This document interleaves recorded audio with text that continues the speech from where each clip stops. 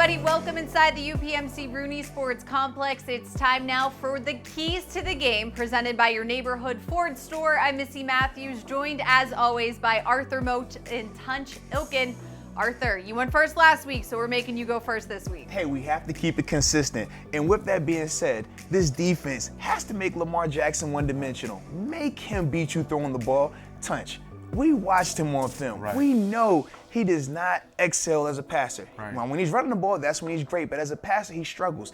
And if this defense can make him have to beat him throwing the ball, it's going to be a great day for that defense. You know, Arthur, they do a lot. They do option plays off the counter trap.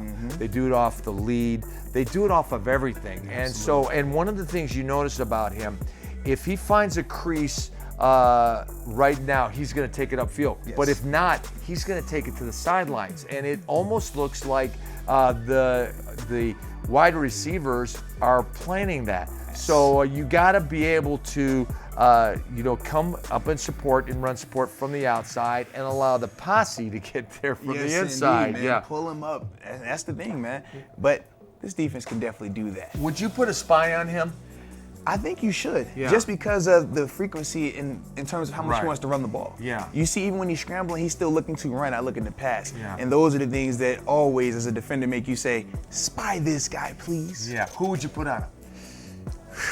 Well, Devin's fast. Yeah, I like Devin. I feel like he's a guy sideline to sideline, can match him athlete to athlete. Yeah. So I would definitely go with him. Yeah, I like that. Yes, indeed. My key, Missy, is to continue with the Wildcat. I know everybody says it's gimmicky and they're saying it's just trickery, but I love it because what it does, whenever you run misdirection, and I learned this from San Francisco 49ers, because they run a lot of that window dressing, a lot of that eye candy.